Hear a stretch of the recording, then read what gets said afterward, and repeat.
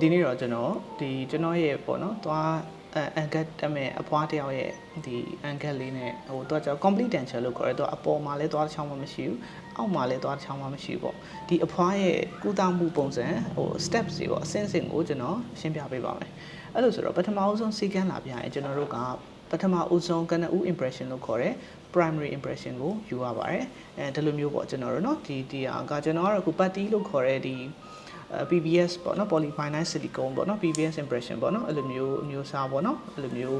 category ရဲ့မှာပါတဲ့ impression ဒီလို patty impression ကိုအရင်ယူတယ်တချို့ကျ alginate နဲ့ယူတာလည်းရှိတယ်တချို့အရင်တော့ဆိုရင်ကျွန်တော် combo ပေါ့ impression combo နဲ့ယူတာရှိတယ်ပေါ့နော်ဒါကကြတော့ပထမအဆုံးဒီအဖွားရဲ့ဒီတွားရဲ့ဒီအယိုးအခြေအနေတွေပါတယ်လည်းအကုန်သိရတယ် data information တွေအကုန်သိရသွားတယ်ဒါကတော့ first step ပေါ့နော် first step ကိုကျွန်တော် primary impression taking လို့ခေါ်တယ်ပေါ့နော်ဒါကပထမအဆုံးတစ်ဆင့်ယူတယ်ပြီးတော့ဒါကိုကျွန်တော်တို့ lab ကိုပို့လိုက်တယ်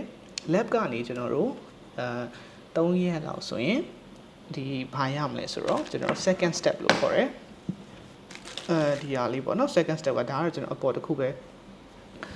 အပေါ်တစ်ခုပဲအောက်ကကျတော့ကျွန်တော်ဟိုဘက်ရောက်နေကျွန်တော်ပုံဗီဒီယိုမှာမပါတော့ဘူးပေါ့နော်ဒါကကျတော့ကျွန်တော်တို့ secondary impression ယူဖို့အတွက် special tray လို့လည်းခေါ်တယ် customized tray လို့လည်းခေါ်တယ်သူဒီကျွန်တော်တို့ရိုးရိုး compo နဲ့လည်းလုပ်လို့ရလို့ဒါဒီခုန light cure acrylic နဲ့လည်းလုပ်လို့ရတယ်ပေါ့နော်အဲဒီလိုမျိုးလေးဒါလေးရှိဒါကတော့အပေါ်သွားအတွက်ပေါ့အောက်သွားအတွက်ကလည်းဒီလိုမျိုးပဲပေါ့နော်ကျွန်တော်ဟိုဘက်ရောက်နေတဲ့အတွက်ကြောင့်အဲ့လိုဆိုဒုတိယ step မှာကျွန်တော်တို့ secondary impression taking လုပ်ရတယ်ဘာအတွက်လုပ်ရလဲဆိုတော့အဖွားရဲ့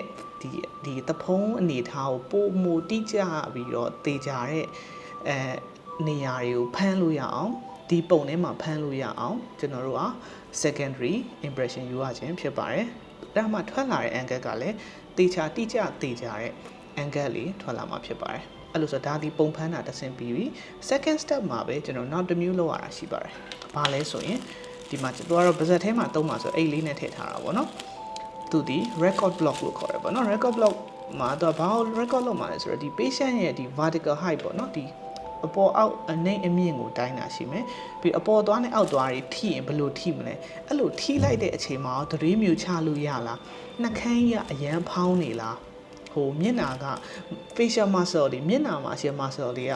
relax ဖြစ်ရဲ့လားအဲ့ဒါကိုတိုင်းတာဒီလိုမျိုး record block ပေါ့ဒါလေးဖျောင်းလေးကိုကိုက်ပြီးတော့အပေါ်သွားအောက်သွားကိုက်ခိုင်းမယ်စီခိုင်းမယ်သတိမျိုးချခိုင်းမယ်နှာခမ်းဖောင်းသလိုခံစားနေရလားပါးဖောင်းနေလို့ခံစားနေရလားရှာနေရကိုအရန်ယူထားသလိုခံစားနေရလားအကုန်လုံးကိုချင်းချိန်ပြီးတိုင်းတာဒီ record block taking လို့ခေါ် record block ဒါကတော့ဖျောင်းလုံးဝတီးတန်းနဲ့လောက်ထားတာရှိတယ်တခါတည်းကျတချို့နိုင်ငံခြားဗီဒီယိုတွေမှာတွေ့နိုင်တယ်အောက်ဒီ acrylic ပေါ့နော်အောက်ဒီ acrylic နဲ့လောက်ထားတာရှိတယ်ဒါပေမဲ့ဒီမှာကျတော့ကျွန်တော်တို့အကုန်လုံးက entirely wax နဲ့လုပ်ထားတာဖြစ်ပါတယ်ဒါလေးကိုက်ပြီးတော့နောက်တစ်ဆင့်ကျတော့ကျွန်တော်ဖျောင်း angle လေးထုတ်လို့ရတယ်ဖျောင်း angle ကို wax denture လို့ခေါ်တယ် wax denture တစ်ဆင့်ပြီးတာနဲ့ကျွန်တော်တို့က angle လှလှလေးတန်းထုတ်လို့ရမှာဖြစ်ပါတယ်ဒါဒီကျွန်တော်တို့ angle လုပ်တဲ့အဆင့်၄ဆင့်ဖြစ်ပါတယ်အားလုံးကျေးဇူးများတင်ပါတယ်